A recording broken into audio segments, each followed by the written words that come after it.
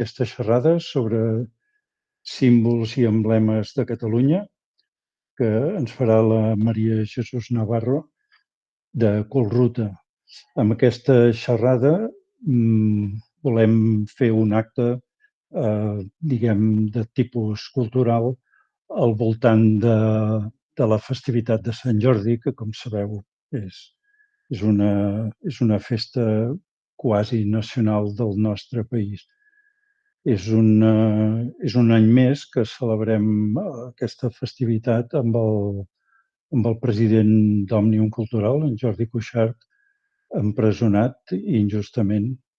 I és una vegada més una ocasió per recordar-ho i queixar-nos-en.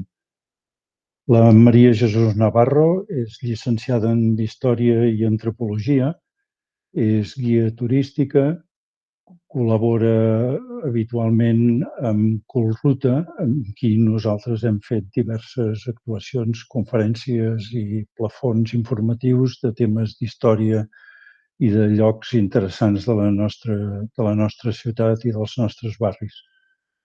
La Maria Jesús ens farà, doncs, aquesta presentació sobre les ensenyes i els emblemes de Catalunya. Maria Jesús, com vulguis.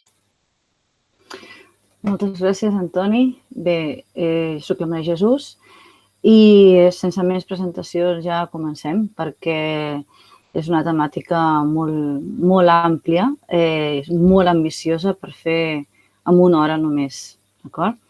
Així que, si em permeteu, comparteixo pantalla.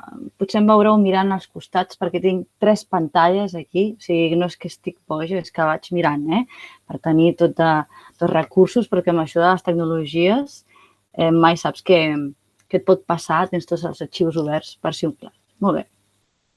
Doncs compartir la pantalla en aquest moment. Aquí la tenim, perfecte. Molt bé, digueu-me si ho veieu, fer-me un ok, encara que sigui. Sí? Perfecte. Com veieu, l'esquema de la conferència, de la xerrada, és molt simple perquè hi ha tant que crec que el que tots necessitem és resumir i, sobretot, tenir coses més o menys clares. Així que l'afany d'aquesta xerrada és intentar prescindir d'informació que ens sobra. Que d'això en tenim i molt. Llavors, com veieu, primer he posat una petita introducció general de què és un símbol, en general, i després he triat uns símbols identitaris, uns símbols institucionals. En aquest cas, he agafat els 3 que han estat aprovats pel Parlament o per l'Estatut del 76, el 79, i d'aquí en sortiran molts més. He triat la bandera, l'himne i la diada. I després he afegit un tema que ha estat molt present amb nosaltres, sobretot a partir del 2017, que és el color groc. Així que comencem. Segurament al principi us diré coses que ja sabeu, però espero que alguna cosa nova aprenguem. Primer, què és un símbol?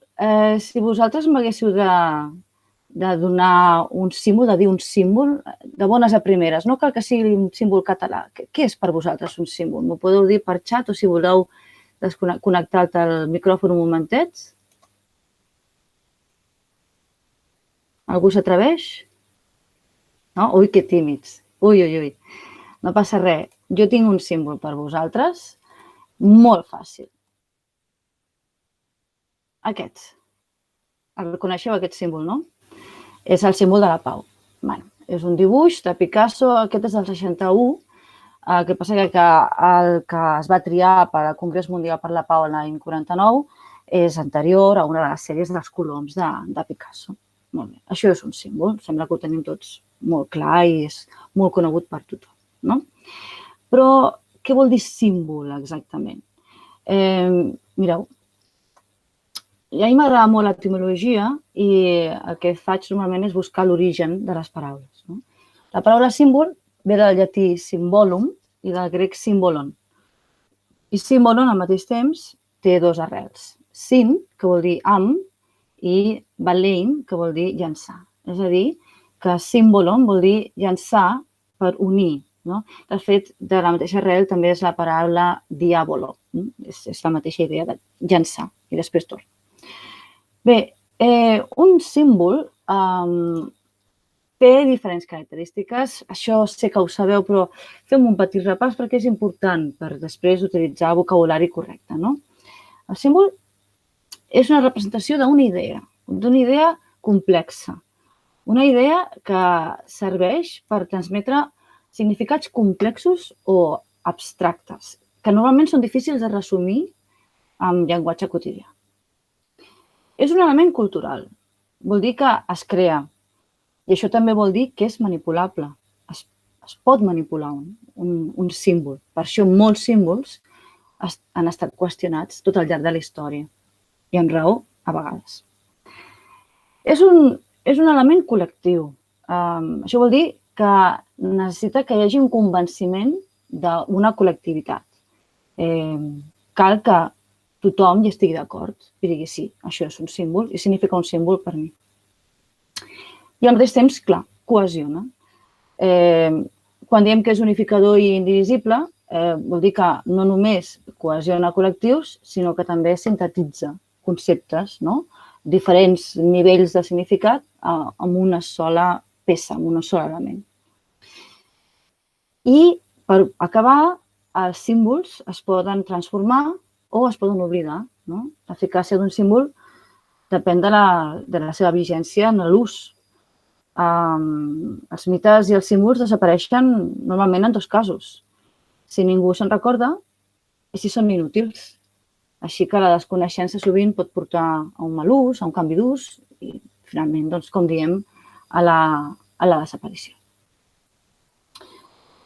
Ara us ensenyarem més símbols o signes, perquè aquí comencem a liar la troca una miqueta. Tornarem a aquesta pantalla, però deixeu-me que us passi la següent. No és el mateix un símbol que un signe. De la pantalla anterior, tornem a mirar, només hi ha un signe. No sé si sou capaços d'esbrinar, m'ho podeu dir per xat, si voleu, quin és el signe d'aquests dibuixets. Els reconeixeu tots, no? Us el repasso mentrestant.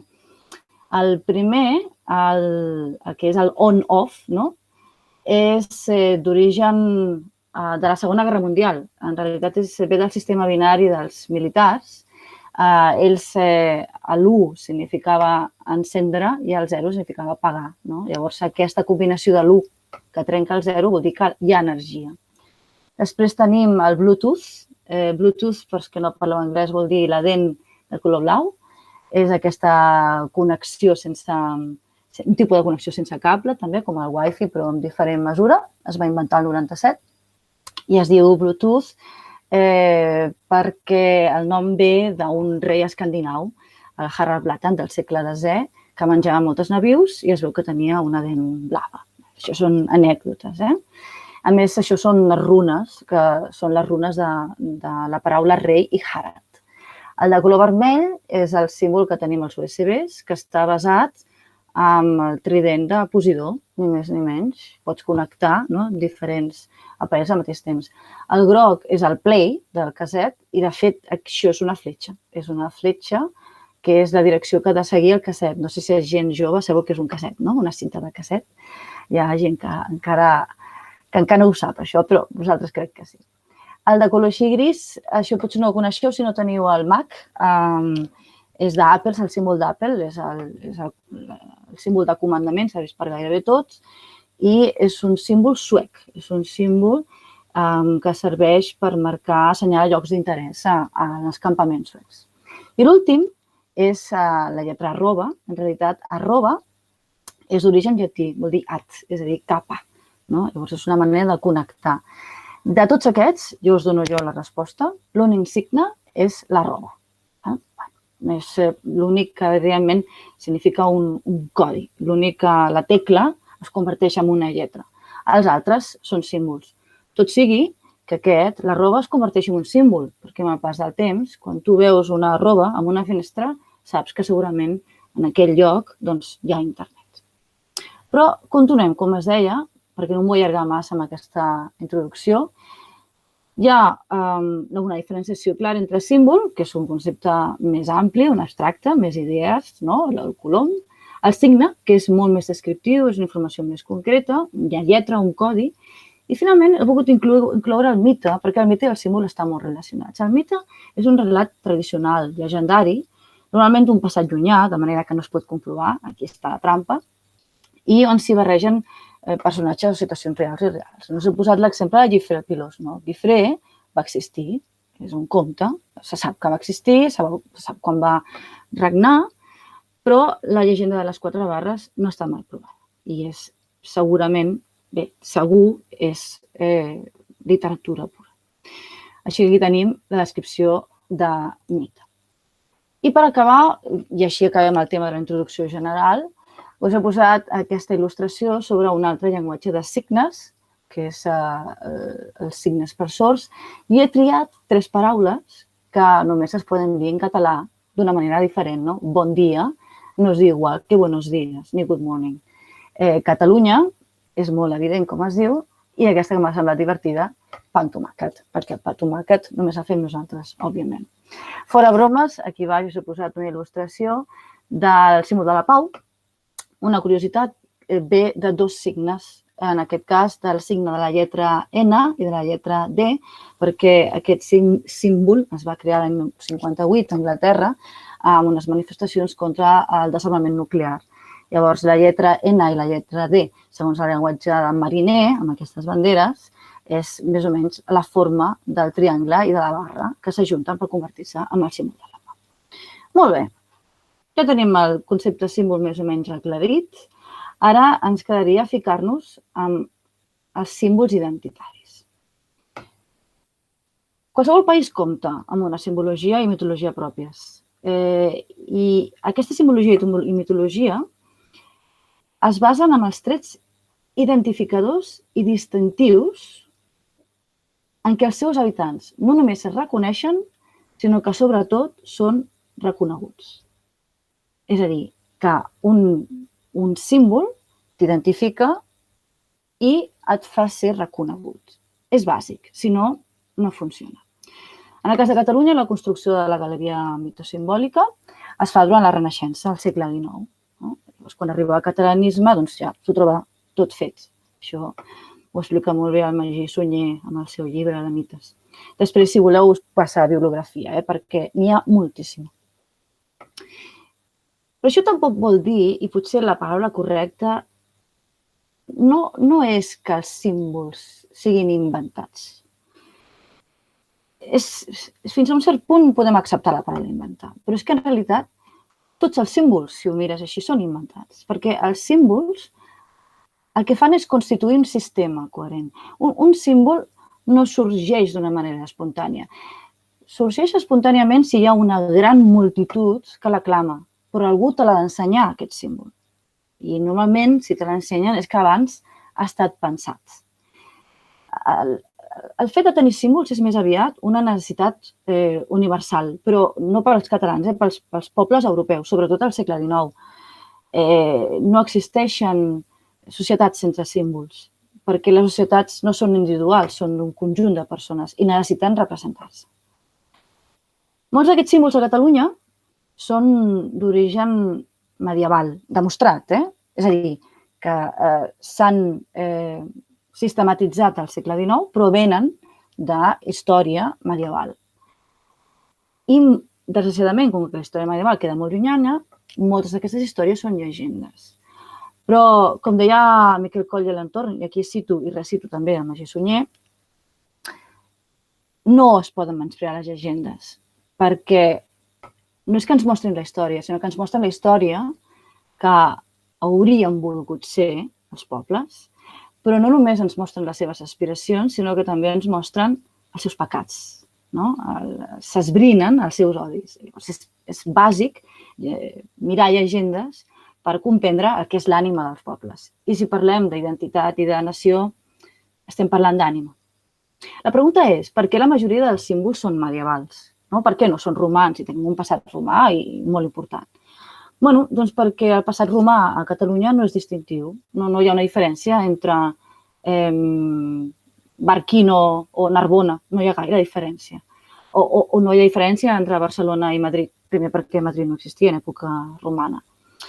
I finalment perquè, sí, durant l'època medieval és on tenim les etapes més brillants, més agradables de recordar. Us he posat a la fotografia un símbol que no existeix però que s'ha restituït. Això és el que passa contínuament amb els símbols catalans. Existeixen, es recuperen, si no es fan institucionals, desapareixen, es tornen a restituir o a vegades no, i llavors s'han de seguir amb la clandestinitat. Els símbols catalans sempre van fent com una espècie de muntanya russa.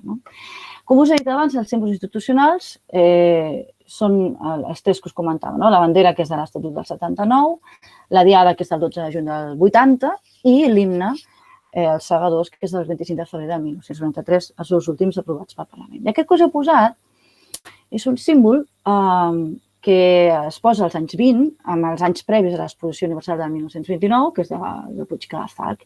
Fixeu-vos que a la fotografia, jo la tinc aquí, per això miro a la dreta, es veu el Palau Nacional encara en construcció, perquè Puig Cadafalch va ser expulsat de la direcció de l'organització de l'exposició per símbols com aquests. El general Primo de Rivera, l'any 23, quan va començar la dictadura, no liberava gens.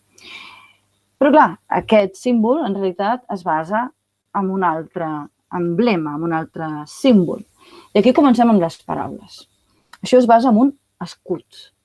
Els escuts són emblemes i són estandards. La paraula estandard ve de l'alemany Standard, alemany antic, que vol dir stand, estar de peu amb fermesa, com una bandera que la claves al terra, un escut, un emblema d'estar ferm i de ser visible, Standard, estigues ferm i que se't vegi. Però quan parlem d'escut, nosaltres sempre pensem en les 4 barres. Sempre surt el concepte 4 barres.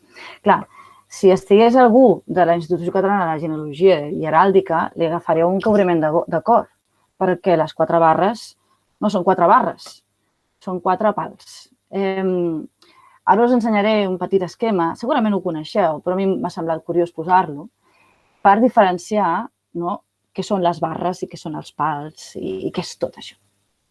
Mireu, la Institució Catalana de Genealogia i Heràldica, que ho estudia absolutament tot, té una pàgina web completíssima, estudia genealogia, heràldica, vexil·lologia, genealogia genètica, sigil·lografia, insigniària, no hi de tot. També ens explica que quan parlem de l'escut hem de parlar de pals o de gules, que gules són pals de color vermell. Llavors, no sé si podeu veure la fletxeta, estic assenyalant els pals. Després tenim les barres horitzontals, que serien les faixes. I després tenim les diagonals. Aquestes que van d'esquerra a dreta, d'amunt cap avall, això són bandes, com una banda d'una Miss Univers. I les que van en diagonal des de baix a l'esquerra cap amunt a la dreta, aquestes sí, són les barres. Així que compte, perquè si diem barres ens referim a les que estan en diagonal. Quan parlem de l'escut, ens hem d'anar a l'origen d'aquest escut. El primer document on es veu l'escut, que per nosaltres ara és l'escut de Catalunya, és el 1150 amb el segell de Ramon Berenguer IV. És el segell, la lacra, com si diguéssim.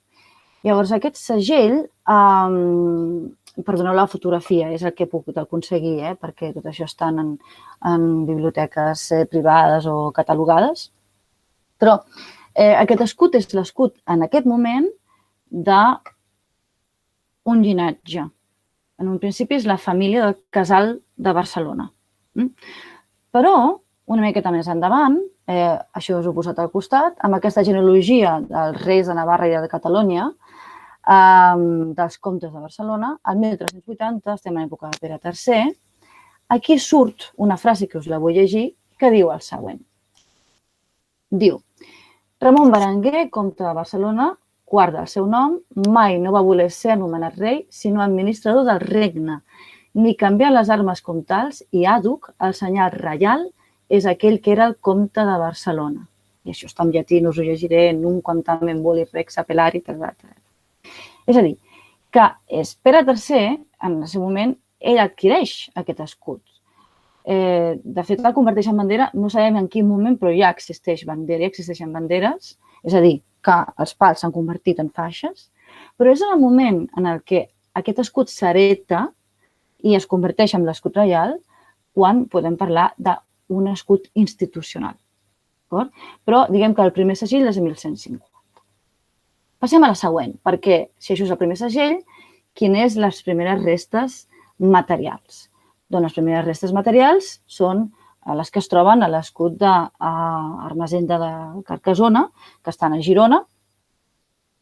És el sarcòfag on està ell i el seu net, Ramon Berenguer II, cap d'Estopes. Ell va morir al 1082 i ella va morir al 1058.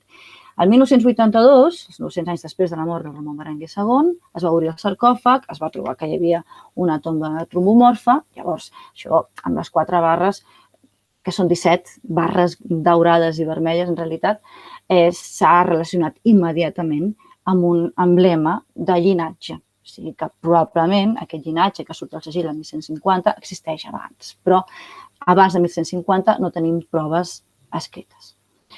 Estem parlant d'escut tota l'estona, però us haig de dir que l'escut no es considera un símbol oficial a Catalunya. És un símbol, però no està institucionalitzat. I això consta a l'Estatut del 2006. Us ho dic perquè els símbols poden ser autoritzats o no. Aquest és, diguem, acceptat, però no està a l'Estatut, ni està aprovat per Parlament, ni res. Només un detall més, tot això que us estic explicant es corrobora i se suporta amb mencions des del segle XI que relacionen els escuts amb el terme Catalània, Dux Catalanensis, Catalanicus, i el llibre més antic on surt aquesta paraula és el Liber Maiolicinus, el llibre de Mallorca, que parla de les gestes dels pisans de l'any 1120. Bé, espero que no estigueu molt avorrit perquè encara em queda moltíssim, vaig tirant. Escuts, clar, quan parlem d'escuts, la Corona d'Aragó va tenir molts moments. Aquí tenim molts dels escuts, us he buscat en anglès perquè veieu que la cosa va en sèrio. Però a la dreta d'aquest conjunt d'escuts reconeixeu el de València, el d'Aragó amb aquesta creu blava d'Aïnsa, el de Provença on surt la flor de lis, el de Barcelona, que és arxiconegut, etc. Però us he posat al costat un canopial, una espècie d'ombrella canopial, perquè es diuen que crec que va ser el 1066, deixem-me que us ho corrobori, a veure, sí, el 1066, el rei Sancho I de l'Aragó va declarar el seu vassallatge al papa, li va prometre un tribut de 600 marcs d'or a l'any, els vassallatges no són gratuïts, i diuen que va ser el moment en què va importar els colors vermell i groc dels serrells que penjaven d'aquest canopial. Bé, una de moltíssimes. Continuem. Més escuts, clar. Per ara us he parlat dels orígens històrics, arqueològics dels escuts, però nosaltres, quan parlem de l'origen de l'escut, sempre pensem en la llegenda de les 4 barres. Clar, la llegenda de les 4 barres, em sap greu dir-ho, no és real. Hi ha moltes més referències literàries o escrites que parlen de l'origen de les 4 barres. Per exemple, el Francesc Eiximenis, aquesta grandíssima enciclopèdia que es va escriure al segle XIV en català sobre teologia i sobre la vida quotidiana medieval, el primer cristià, parla de que aquests 4 pals en realitat són els 4 bastons que es refereixen a les 4 armes personals que surten tirant lo blanc de Joan Martorell. Un altre erudit, el fra Joan de Montsó, al segle XV, diu que no, que són les 4 potes del llit de Salomó que van esdevenir les fustes de la creu envermellides per la sang de Crist. I això va ser també les 4 barres maldites de l'escut. L'hipòtesi del Vaticà, ja la sabeu, fins i tot que venia de la família de Provença, però la llegenda, la de Gifré, aquella que diu que encara del cap li va regalar l'escut, no? Com a agraïment per la seva ajuda per expulsar els musulmans, és en realitat una llegenda que s'inventa l'historiador Pere Anton Bauter a l'any 1551. I això està bastant provat perquè no hi ha cap reminiscència d'aquesta llegenda abans de l'any 1551. Ell llegeix un llibre antic d'Hernán de Mexía, que es diu El 24 de Jaén, i allà sí que hi ha una anècdota heràldica en la que explica que Ferran III, després de la conquesta de Granada, si no m'equivoco, li va donar aquest escut posant els dits a la sang de la ferida i a l'escut daurat a la família dels Còrdova. Per això tinc aquí 2 escuts del Còrdova. Hi ha un que té 4 barres, però el correcte és el que en té 3, de faixes. Per 2 motius, i això és una reflexió d'en Borja de Riquer, que va dir: si tu et fiques, si em veieu la mà, els 4 dits, i això és l'escut, a la ferida, si fas així a l'escut, no es marcaran 4 dits perquè aquest dit petit és més curt. Llavors, aquests 3 té més lògica des d'un punt de vista fisiològic. I si estàs estirat al llit, no ho faràs així, sinó que ho faràs així. Així que em sap greu, però no és per vosaltres, però a mi aquesta em quadra molt més. La qüestió és que la llegenda va calar des de 1551, ja em direu, i al moment de la Renaixença, en comptes d'anar als orígens del segle XI, XII o l'Ermessenda, van decidir recollir la llegenda i donar-li valor, però amb unes discussions que van tardar anys i anys per arribar a saber si era veritat o mentida. Més banderes. Al moment, com us he dit abans, en què l'escut es converteix en bandera, és difícil de saber, gairebé impossible. Sí que hi ha un moment més endavant que es fa molt públic, però entremig sorgeixen altres símbols i és inevitable parlar de la bandera de Santa Eulàlia. La bandera de Santa Eulàlia existeix des de 1558 o 88, permeteu-me que us ho consulti perquè no us vull dir mentides, de 1588, i és una bandera de la qual aquesta que us ensenyo és la que guardava el Muba i la que es va salvar de la crema. Ja sabeu que la bandera de Santa Eulàlia es treia només en moments de gran perill, aquesta es va treure amb la batalla dels Segadors i es va treure al juliol de 1713, a l'inici del setge de la Guerra de Successió, i es va ser portada per Rafael Casanovas, que en realitat, quan va caure ferit, qui la va portar va ser el conseller Juan de la Nuza, que, pobre home, tenia 81 anys, tenia una persona al costat que segurament l'ajudava perquè el bando era molt gran, el pano era molt gran, però el que és important d'aquesta bandera és que era un veritable símbol protector. La gent pregava, hi havia pregàries cada dia davant de Santa Eulàlia. Era una veritable bogeria. Per què no treure la Verge de la Mercè, que era la patrona dels exèrcits? Perquè Santa Eulàlia era un símbol que havia calat més en els sentiments dels ciutadans de Barcelona. Al final, els símbols necessiten el col·lectiu. La bandera va intentar ser cremada, us he posat el gravat, no sé si ho podeu llegir, està en alemany, perquè això es va fer a Viena a finals del segle XVIII, on diuen Die Standarte und die Fahnen verde van den Duc de Berwick in Barcelona verbrannt werden. És a dir, que van ser cremades a Barcelona al mateix 1714. Però, mira, vam tenir sort, aquesta es va salvar. Va estar enrotllada en algun magatzem de l'Ajuntament fins que la van recuperar i el 2014, amb el motiu del tricentenari, es va fer una recreació històrica del lliurament a la Casa de la Ciutat. La conclusió és que la repressió crea símbols. En el moment que et prohibeixes un símbol i hi ha prou creença, li dones encara molta més importància. Continuem, perquè aquest és el personatge que més m'interessa. Aquest és el senyor Pierre-François de Charles Augereau, perdoneu perquè jo no parlo francès, Augereau deu ser la pronunciació, s'escriu Augereau. En un costat tenim a Napoleó, ja el coneixeu, de fet la Sapiens treu una portada justament amb aquest vestit, una portada que parla de la vida íntima de Napoleó, però aquest senyor va ser el mariscal Augereau i va tocar ser governador general de Catalunya en la Guerra del Francès. Ell va arribar a Girona el 1809 i després li va tocar ser governador el 1810. Però, per algun motiu, tant ell com Napoleó eren grans coneixedors de la cultura catalana i va començar a emprendre una sèrie de decisions molt beneficioses per la autodeterminació de Catalunya. Primer va fer una depuració de l'administració que estava corrompudíssima de l'antic general Duquesne. Després, el 2 d'abril, decreta amnistia per tots els exiliats que havien fugit per raons polítiques. Després, va concedir la cooficialitat del català junt amb el francès i la documentació es feia en català. I després, a l'abril de 1810, va fer onejar l'estendard de Catalunya junt amb la bandera francesa, mateix tamany. I quin era l'estendard de Catalunya? Clar, no en tenien, van haver-lo de triar i el va triar ell. I va dir, quina és la vostra bandera? I l'únic que va sortir va ser l'escut del Casal de Barcelona, que s'havia convertit en bandera, la quatribarrada.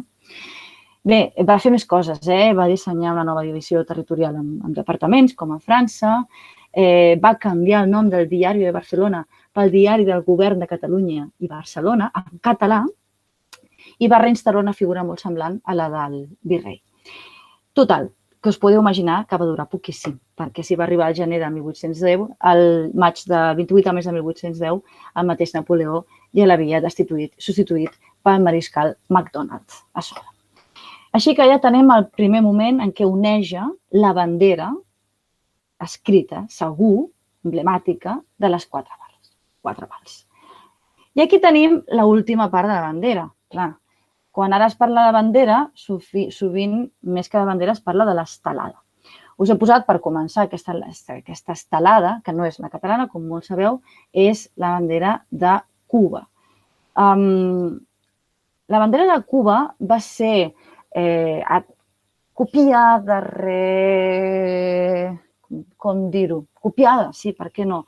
Va inspirar els catalans que vivien a Santiago de Cuba, al Centre Catalanista de Cuba, ja el 1906. En un principi, la primera estelada eren les 4 barres i l'estrella al mig, però ja de seguida es va convertir en un rombo. Mireu, és aquesta d'aquí. Veieu que hi ha un rombo amb l'estrella blanca al mig? Aquesta és la primera estelada que s'ha vist impresa.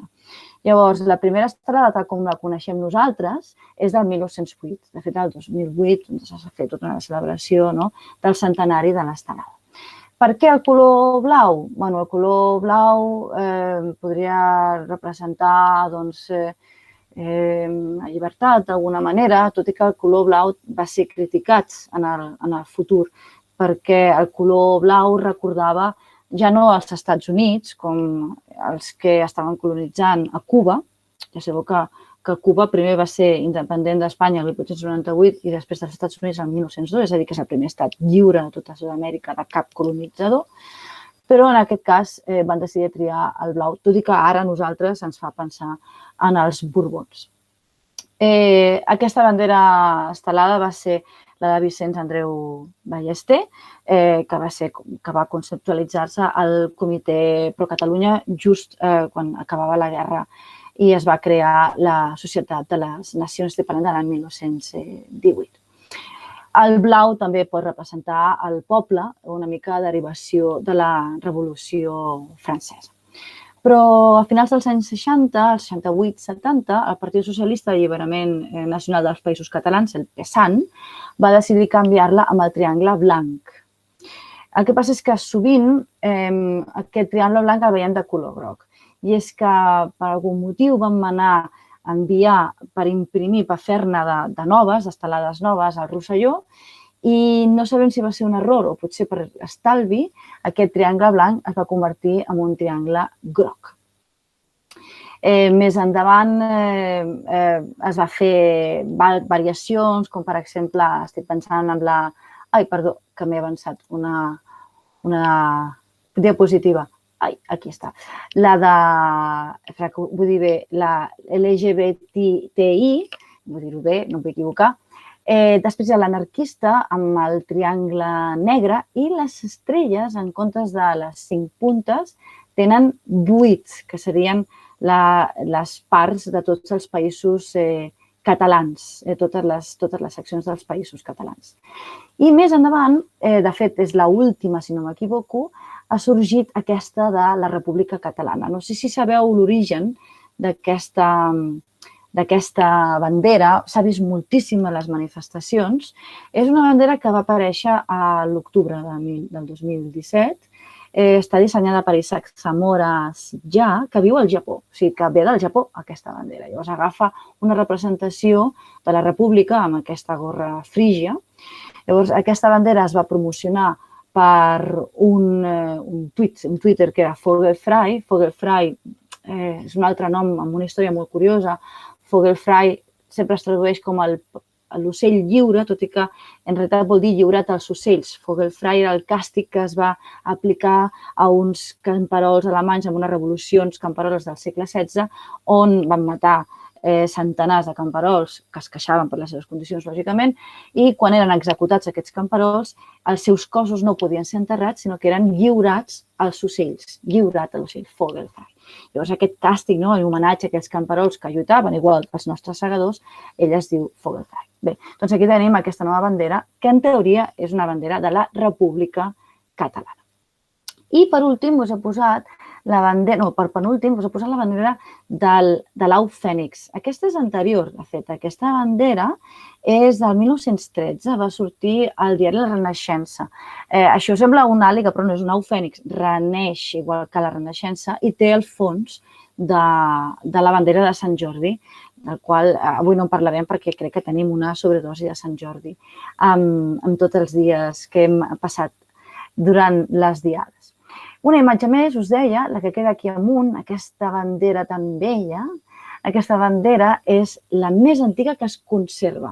És de 1915 i és una bandera que s'exposa al Museu d'Història de Catalunya. No he buscat cap imatge perquè suposo que les teniu molt presents, però seria just i necessari incloure uns altres símbols més moderns, que són els domassos d'Òmnium, que des de 2010 estan amenitzant totes les diades, des de la manifestació del juliol del 2010 fins des de la diada també del 2010. Així que no els he inclòs, però dono per sabut que els coneixeu tots. Bé, continuem, perquè encara estem amb el tema bandera. Hem de parlar de l'himne, anirem ràpid. Mireu, aquí surt aquest casset del Ramon, és un casset, del Ramon Calduch, on trobareu tots els himnes que haguessin pogut ser l'himne de Catalunya. Perquè el nostre himne és de l'any 97, és a dir, és acceptat com a himne a l'any 1997. Però qualsevol d'aquests, potser no tots, però el cant de la Senyera, la Migrant, els Segadors, el cant del poble, la Santa Espina i penso que sí, la majoria, potser quedaria el dels Almogàvers, van estar sobre la taula per ser l'himne de Catalunya. Llavors, quin és el més antic de tots? El més antic de tots és el que es diu Los Nets dels Almogàvers, que és de l'any 1859-60, arrel de la Guerra del Marroc, aquesta del general Prim, aquella que surt a la pintura de la batalla de Tetuan, que surt un sector de l'exèrcit amb la gorra frígia, amb la barretina. Era una cançó militar, més aviat militar, molt convenient per convèncer aquests voluntaris perquè anessin a lluitar en una guerra on ningú volia anar a lluitar. Però la nostra, la dels Segadors, és la de Francesc Alió. En Francesc Alió, i aquesta és una història molt divertida, us recomano que llegiu el llibre de Jaume Ayats, on ell, en Francesc Alió, que era un pianista de líder, de cançons alemanyes, líder, barroques, va investigar, va anar a Vic, va estar treballant amb Verdaguer i amb el canonge Collell, que era un dels grans impulsors dels Jocs Florals, i va parlar amb Verdaguer, la seva mare li cantava cançons, i es veu que ell també havia estat llegint el Romancerillo catalán de Milà i Fontanals, que s'havia escrit 10 anys abans, el 1882. El Romancerillo catalán era un compendi de cançons populars. Llavors, hi ha una cançó que li cantava la mare del Verdaguer que parlava de la batalla dels Segadors, de la guerra dels Segadors, de les injustícies que van patir. Aquí us la poso. És molt crítica. El pa que no era blanc deien que era massa negre, li donaven els cavalls, el tiraven pel carrer, el vi el tiraven pel carrer només per regar la terra, en presència dels seus pares deshonraven les donzelles, davant del virrei, del mal que aquells soldats feien. És una cançó molt crítica. Llavors, aquesta cançó no tenia música. I, a més, aquesta cançó tenia una lletra massa crítica pel moment, perquè, si ho penseu bé, això que deien els segadors dels soldats castellans també ho podien dir els obrers dels burgesos. i precisament tota aquesta campanya de la Renaixença estava dirigida pels burgesos, tampoc era qüestió de donar males idees. Llavors, al final, en Emili Guanyavents, el 1898, en col·laboració amb el Francesc Alió, va fer la lletra que nosaltres coneixem, que és molt reivindicativa, és violenta, però potser una miqueta menys que aquesta. Però el problema era la música. Llavors, el canonge Collell de Vic li va dir a Francesc Alió que ell coneixia una cançó que els segadors de Vic li deien els segadors. La lletra era molt diferent, però la música, però, quadrava perfectament amb aquesta i amb la que va fer Emili Guanyavents. La lletra, us dic, era molt diferent, perquè la lletra parlava de com 3 segadors baixaven al camp i allà es trobaven amb una dona, amb una dama d'una posició social més benestant, la filla d'un argenter o una mestressa, això vol dir que estava casada, i es fixava una trobada o es convidava a trobar-se amb ella. Llavors, les metàfores de la cançó són molt explícites. Diu, si em voleu segar un camparró de civada, suposo que es refereix a la part sexual de la noia, no és a l'obac ni al solar, no és a l'ombra ni al sol, tampoc al cap muntanya, sinó que és sota del davantal la camisa me l'amaga.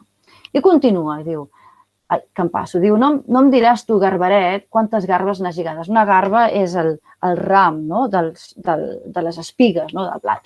Diu, quantes garbes n'has lligades? I respon el garberet, 37 en puit o 39, i la que faig ara, i a 40 arribaré si el garrot no se m'aplaga. I aquí continua, tot això està a internet, us el puc passar si voleu, i si no, el llibre de la Llats entra en molt més detall. O sigui que quan nosaltres dèiem al Twitter que la cançó dels segadors ve d'una cançó eròtica, és això. Què hi ha de veritat i de mentida? Bé, sembla ser que, segons l'estudi de Francesc Alió, concorden perfectament. Així que és molt possible que el fet que la cançó dels segadors, aquesta que recull el romancerillo català, sigui de queixa, però que agafi una cançó que tothom coneixia i que tothom sabia com és una cançó eròtica, té sentit perquè és que, a més, musicalment concorda perfectíssimament. Per continuar amb el tema de les cançons, us afegiré que van intentar canviar aquesta cançó dels segadors a l'any 31, Francesc Macià, amb una cançó que havia escrit en Sem Clavé, ja mort, i que havia arranjat Amadeu Vives amb lletra de Josep Maria Sagarra, intenta proposar com a himne de Catalunya el cant del poble. El que passa que era massa bonic, la gent volia quelcom més reivindicatiu i quan a l'any 31 la van cantar aquí per estrenar també, això va ser una miqueta abans, per celebrar la República al Palau de la Música, tothom es va posar dempeus i va exigir que es cantés la Senyera. Us deia que hi ha el panó també de l'Orfeó Català perquè quan es va estrenar aquesta ensenya de l'Orfeó Català el 1896 es va composar una altra cançó que era la cançó de la Senyera, que en aquest cas també hagués pogut substituir perfectament els segadors. Quan estava prohibida els segadors, a vegades es cantava la Senyera, igual que es podia cantar també l'himne del Barça o fins i tot el Virolai. Estic parlant sobretot de l'època de Franco. En l'època de Franco, però, també es va prohibir el cant de la Senyera. Aquí us poso una fotografia dels fets de l'any 60, si no m'equivoco, els fets del Palau, que parlen, de quan es va organitzar una cantada clandestina, però en públic, de la cant de la Senyera, que va ser el motiu pel qual després van empresonar en Jordi Pujol. Va, que sentint el temps a sobre, com acabem amb els 2 últims punts, arribem a la celebració de la Diada. Clar, de la celebració de la Diada, Òmnium sap moltíssim, així que intentaré no cometre cap error. La Diada es comença a celebrar amb un funeral, el 1886. El que es vol fer és, és que tinc aquí el dit massa sensible, el que es vol fer és rememorar el funeral, rememorar els morts que van morir durant el setge de 1713 a 1714. Llavors, aquesta era la propaganda que va publicar la Veu de Montserrat. Es va organitzar un funeral simbòlic al Fossar de les Museres.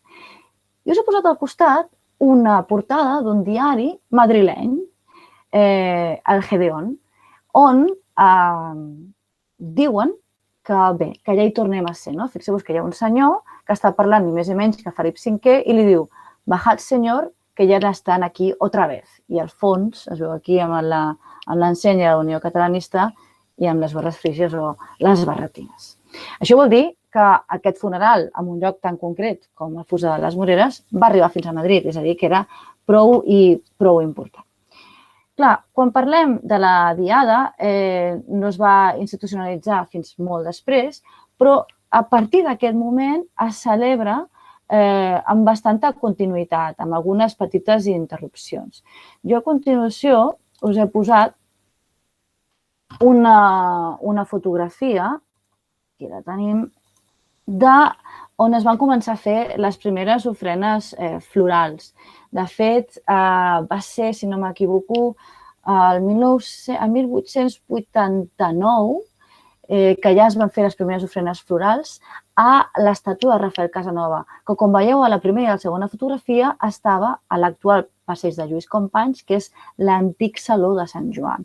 L'antic Saló de Sant Joan es va construir arrel de l'Exposició Universal de 1888, igual que també es volia construir el Panteó de Catalans Il·lustres a la Capella Castrense de la Ciutadella, que això no va quallar mai, que ho van intentar una altra vegada en Companys, i aquí es veu com l'estàtua està completament coberta. La tercera fotografia ja és del 1914, quan ja s'ha traslladat l'estàtua de Ramon Casanovas, de Rafael Casanovas, a l'Ibei, que és on en teoria va caure ferit a l'últim contraatac en l'últim dia del setge de 1714.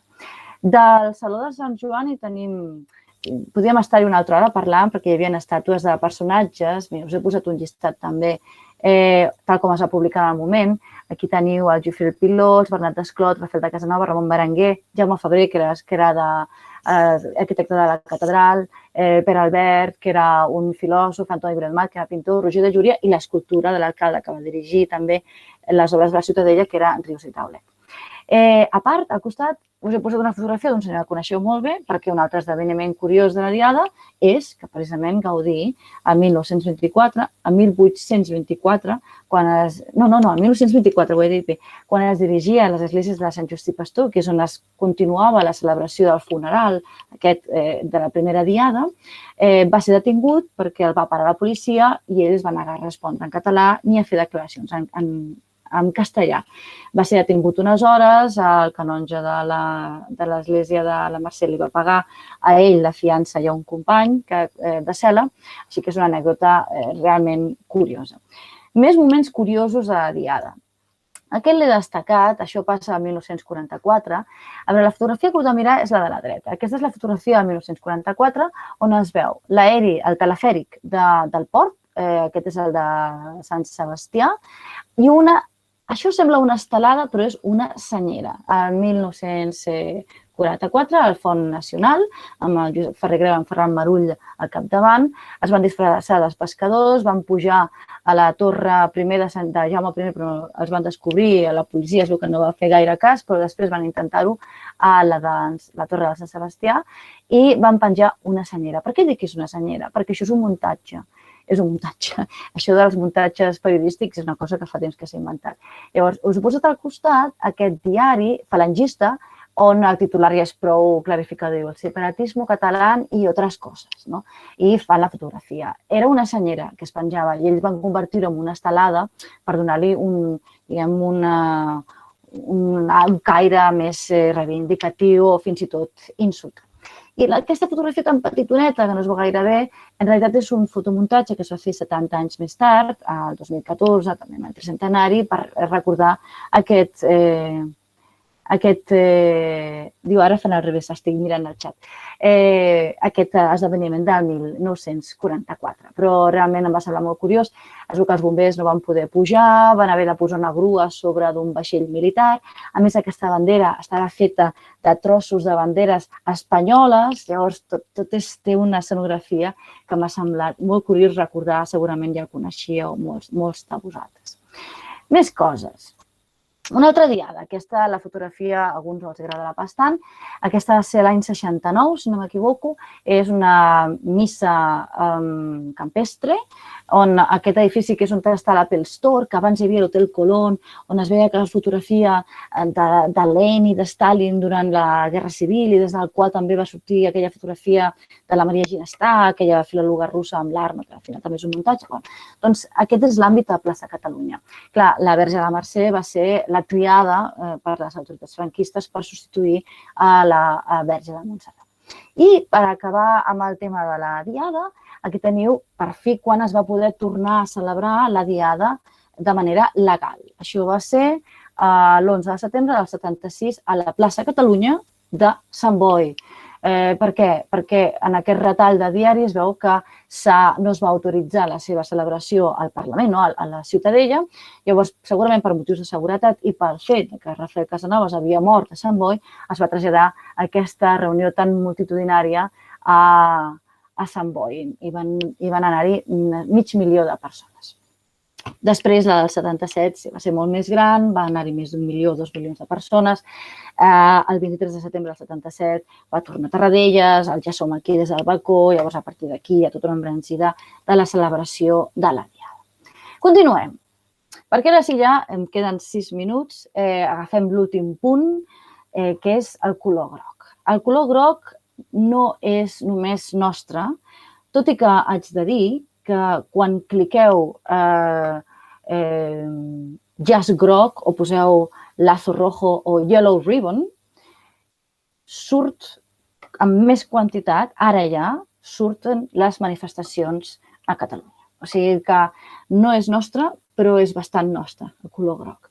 Però el color groc existeix de fa molt de temps. Aquest jazz groc sembla fet aquí, segurament al costat de la platja, però aquest jazz groc és una fotografia feta a les Filipines a l'any 1986. A l'any 1986 estem al final del govern de Ferdinand Marcos a Filipines, el govern de la República, tot i que molts el consideraven una dictadura. Ell, uns anys abans, havia assassinat al mateix aeroport que té el seu nom, el Benigno Aquino. Ell era un periodista que es va ficar en política, el van exiliar als Estats Units, va tornar abans d'hora i just quan baixava de l'avió el Marcos el va assassinar. A partir d'aleshores la gent es mobilitza perquè Benigno Marcos era una persona molt estimada i omplen tota Manila de llaços grocs. El llaç groc en realitat ve d'abans. Per això hi ha aquesta petita fotografia, posa Ballet Manila, diu The yellow ribbon was used, no ho llegeixo bé, as the symbol of the revolution based on the song Yellow Ribbon by Tony Orlando. És a dir, que es basa en una cançó, Put a yellow ribbon in the old oak tree. És a dir, posa un llaç vermell a l'alzina, que oak tree no vol dir roure, vol dir alzina, vull dir perquè parleu anglès que sempre diem roure. Doncs aquesta cançó és una cançó dels anys 40, 47, si no m'equivoco, d'aquest grup del Tony Orlando, del grup Down, que està basada en la història, sembla ser real, pels mateixos components del grup la van descobrir en un autobús, estaven viatjant cap a casa i van compartir seient amb un senyor molt misteriós. Un senyor que al final li van preguntar, tornava de la presó, havia estat 3 anys a la presó. Llavors, ell tornava a casa de la seva dona. Feia 3 anys que no sabia res de la seva dona. Ell li havia enviat una carta i en aquesta carta li havia dit vull que siguis feliç, si has de començar una altra vida, fes-ho, però si no és així, quan jo torni a casa, lliga un llaç groc perquè jo saber que puc entrar. Quan va arribar, va tancar els ulls, tothom a l'autobús li deia obre els ulls i quan els va obrir, l'arbre estava ple de llaços grocs, és a dir, que la seva dona l'estava esperant. I rascant, resulta que aquesta història ja no és dels anys 40, sinó que és de la Guerra Civil Americana. Els soldats americans, els soldats anglesos colons que vivien a Amèrica havien importat una cançó anglesa que deia, She wore a yellow ribbon, ella portava un llaç groc, que deia que les dones que esperaven els soldats que tornessin de la guerra sempre portaven un llaç groc per saber que els hi eren fidels. Així que aquesta connotació de groc, d'espera, de la gent que torna de la guerra o que torna de la presó, és una cosa que ve bastant d'abans. Però el color groc també és important a molts altres països. Mireu, aquí teniu la Revolució dels Paraigües de 2014. Aquests llaços, en canvi, són coreans. Crec que va ser als anys 90, si no m'equivoco, us puc mirar, us puc mirar en un momentet, no sé si va ser als anys 90, sí que va haver-hi un ferri xinès i coreà que es va enfonsar, llavors, per recordar-ho, els coreans i els xinesos pengen llaços grocs.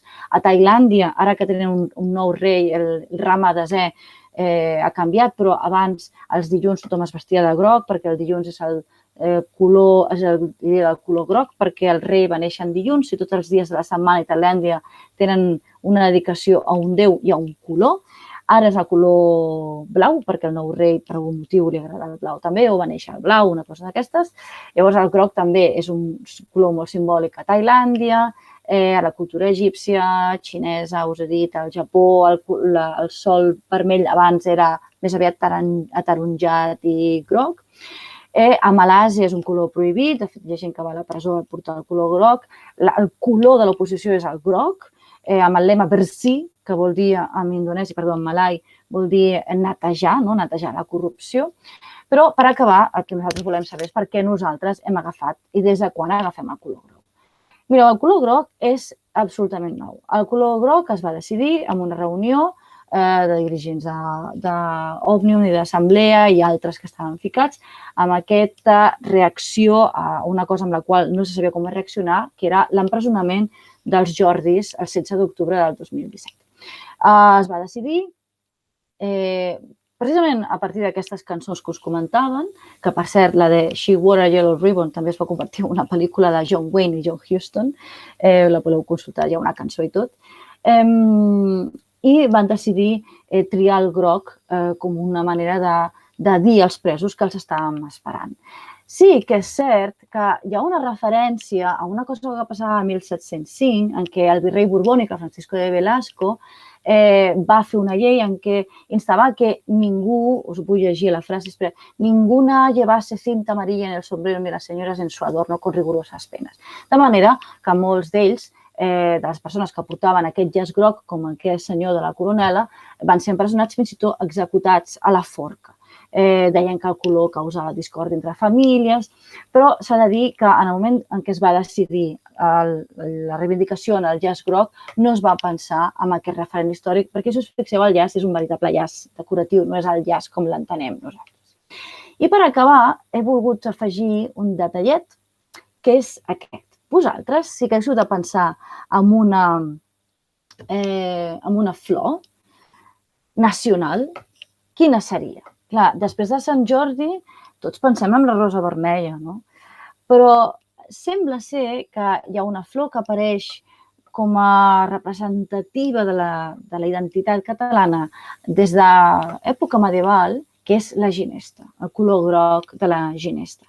De fet, hi ha una anècdota, em penso que és a Berga, que fan aquestes catifes també de flors, en què el batlle que va imposar el Primo de Rivera, estem parlant del 1923, va fer tallar per la brigada municipal totes les ginesteres de la serra per impedir que es fessin massa garlandes o catifes o que es fessin llaços amb les flors quan passés la custòdia.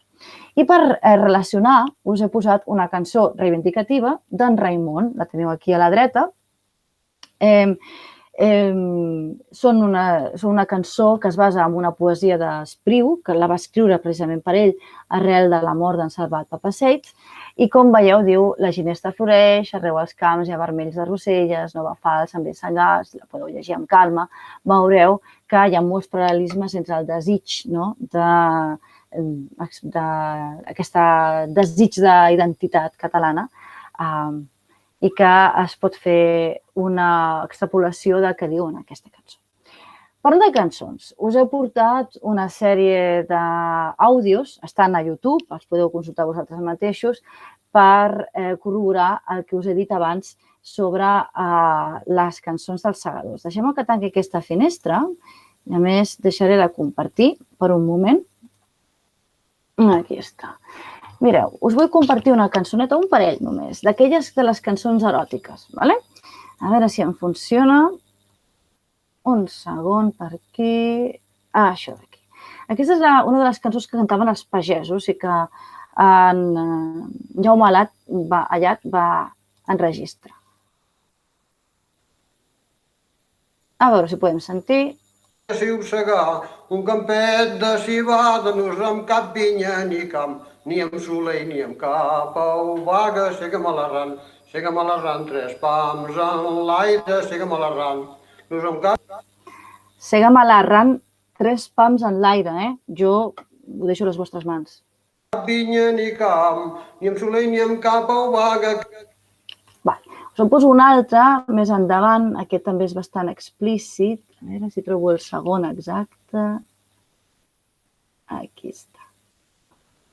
Segadors, talla colls i cops per terra, Barcelona, ciutat gran, qui t'ha vista rica i plena, bon cop de pau. Així doncs...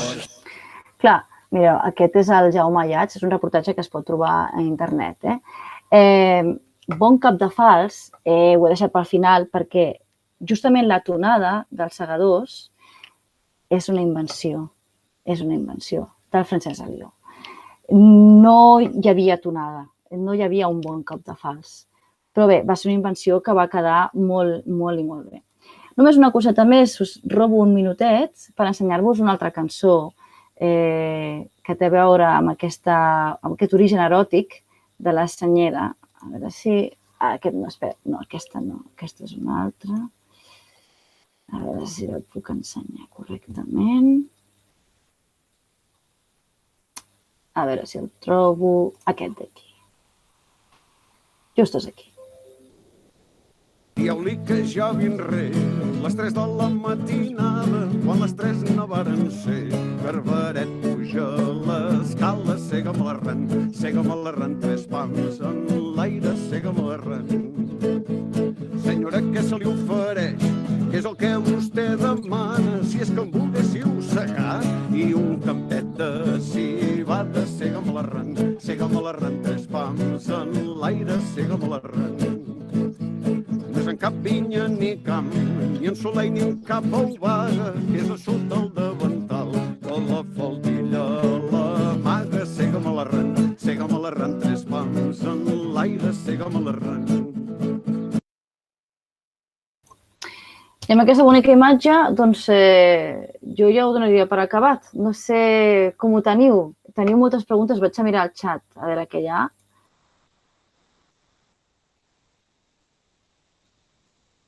Sí, moltes gràcies, Maria Jesús. Els que vulgueu fer una pregunta, poseu en el xat, si us plau.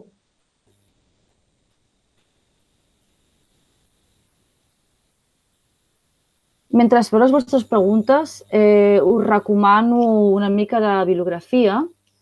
Si cal, us la puc escriure o podeu demanar, us puc mirar més bibliografia, però hi ha una sèrie de llibres que sí que ara estan molt ben actualitzats. Un d'ells és l'últim que ha publicat el Dani Benteo, que és una enciclopèdia dels símbols, que la podeu consultar a la Biblioteca de Catalunya, si no m'equivoco. Penso que va publicar-ho fa 3 o 4 anys, no fa bastant. És una enciclopèdia on surt absolutament tot.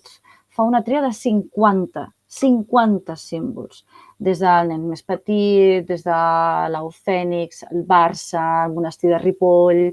Jo fa un anàlisi exhaustiu. Jo haig de dir que molta de la informació que us he exposat l'he treta d'aquest llibre perquè precisament era l'última publicada. Després, en Magí Sunyer és com la Bíblia dels mites. Ha fet conferències a l'Ateneu, també. Després, em va caure a les mans un llibre d'en Felipó que es diu Ginesta, que fa un llibre dedicat només a la ginesta, molt romàntic, però bé, alguna informació curiosa. I sobretot les pàgines web d'heràldica, que també està superben feta. Veig aquí, diu, felicitats... la bandera del Dònec Perficiam. Sí, el Perficiam. No l'he esmentat, és veritat. La bandera del Dònec Perficiam en realitat té origen a l'època dels almogàvers. s'ha recuperat últimament, s'ha recuperat, és a dir, és una bandera molt antiga i per això s'ha donat molt de valor actualment, però no és una bandera que s'hagi vist tant com s'han vist la senyera o com s'ha vist la bandera de Santa Eulàlia. Llavors, el Dona Perficiam en aquest moment és un d'aquells mites en els quals s'hi està donant un valor i, escolta'm, si la gent continua donant valors, doncs tindrà volada. Si no, és probable que s'esvaeixi. Marta, demanes paraula. Sí, no, només dir una cosa, que ara que has comentat això de la bibliografia, que potser seria interessant que si ens la pots passar per poder-la enviar per correu a la gent que s'ha inscrit i no sé fins a quin punt el PDF que ens has exposat també a vegades el de les xerrades que fem amb la gent que s'inscriu i si ens ho vols enviar a en Antoni, a mi, doncs ho farem arribar a tothom.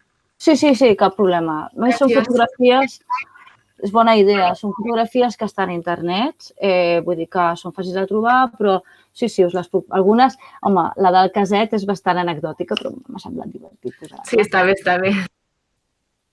Àngels. Hola, en primer lloc moltes gràcies i ha estat molt interessant i he descobert moltes coses que no sabia. En sèrio? Ostres, doncs patia, perquè... Moltes, jo almenys no les sabia.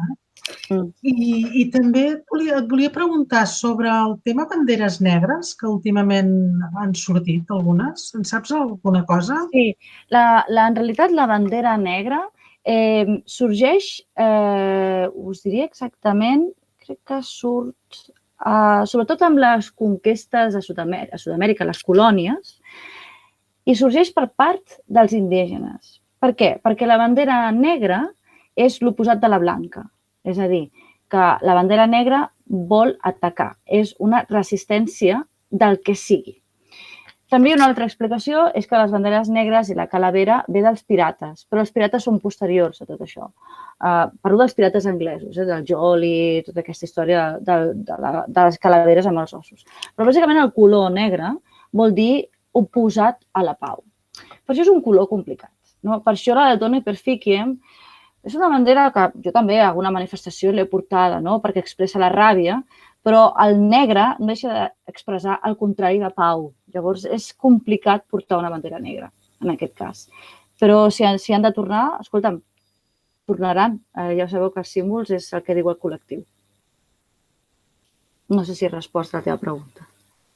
Sí, gràcies. No, és que últimament se n'han vist algunes, també amb una mena d'estelada amb bandera negra i per això... Bueno, sí, aquesta us l'he posada, és la bandera... Espera't, de fet, us la busco en un momentet, És la bandera dels anarquistes. A veure, la comparteixo ara mateix. Aquí, un segon. Menys mal que tinc 3 pantalles, perquè si no, no seria persona. Mira, és aquesta d'aquí. Sí, aquesta és l'anarquista. El que passa que l'anarquista normalment l'ha relacionat amb l'estrella de 5 puntes, que són els 5 continents on tots els treballadors, segons Marx, s'haurien d'unir per lluitar contra les classes. Sí, aquesta és la bandera dels grups anarquistes que fan una unió entre les peticions, diguem, socials amb les peticions nacionalistes. De fet, tampoc he parlat de l'himne de Riego, perquè també va ser un dels que es va barallar per ser l'himne nacional. El que passa que, clar, l'himne de Riego no és d'una nació catalana, sinó que representa a unes classes socials o a una idea social. Però sí, aquesta és el que s'assembla, crec, al que tu dius. Però hi ha moltes d'estelades i us dic que hi ha una pàgina web que diu fes-te la teva pròpia estelada. O sigui que el tema estelada ara és do it yourself. Jo em referia més a una altra, que he vist, tota la bandera negra. Tota la bandera negra amb una estelada, em penso. Val. Aquesta és la del Dona Perficiam, que hi ha la creu de Santa Eulàlia i l'estrella. Aquesta és una evolució de la de Dona Perficiam. Sí, la puc buscar online en un momentet perquè tothom sapiguem de què estem parlant. A veure... No sé si la trobaré. I clar, aquesta és. Veieu, no? Aquesta és la més gran. Ai, mira, em surt això. Bueno, no sé si l'heu vist abans. És aquesta d'aquí, la que tu dius. És la creu de Santa Eulàlia amb l'estelada. Llavors és un matxembrat de les dues. També hi ha mascaretes i tot. Més. Que callats, esteu cansats. A aquesta hora deu tenir gana ja. Jo he trobat molt interessant aquesta referència que has fet en aquest general sí. I això, per exemple, per mi ha estat totalment nou. I el que he trobat interessant és que, si ho he entès bé, deies que utilitzava símbols propis de Catalunya perquè la regió catalana se sentís identificada amb el nou règim, suposo, no? Clar, el que volia Augueró, la seva estratègia, era que els catalans se sentissin còmodes amb Napoleó, no? Que Napoleó sembla s'ha pintat com un cafre, no? Una persona que estava boja, però en el fons Napoleó era un gran estratega i tens dues opcions quan tens un enemic. És aniquilar-lo o intentar fer-te el teu. O el que van fer els espanyols a Sud-amèrica, que és convertir-lo, que és l'opció que menys funciona, no? Llavors, l'Augueró s'ho va prendre molt en sèrio i per algun motiu Augueró va quedar embalassat per la cultura, però clar, ja veieu que va durar poquíssim i moltes de les mesures que va prendre van durar molt poc. Però em va semblar un personatge molt curiós, el Mariscal.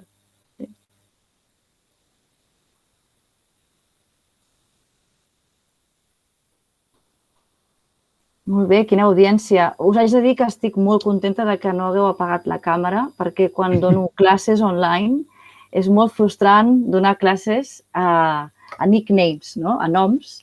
Així que moltes gràcies per aguantar-me durant una horeta. Moltes gràcies a tu. Ha estat molt interessant i ha estat un acte digne de la celebració de Sant Jordi. Moltes gràcies. Gràcies a vosaltres, com sempre. Demà us envio el PowerPoint i la bibliografia. Gràcies. Moltes gràcies, molt xulo, molt interessant. Gràcies. Adéu. Adéu-siau.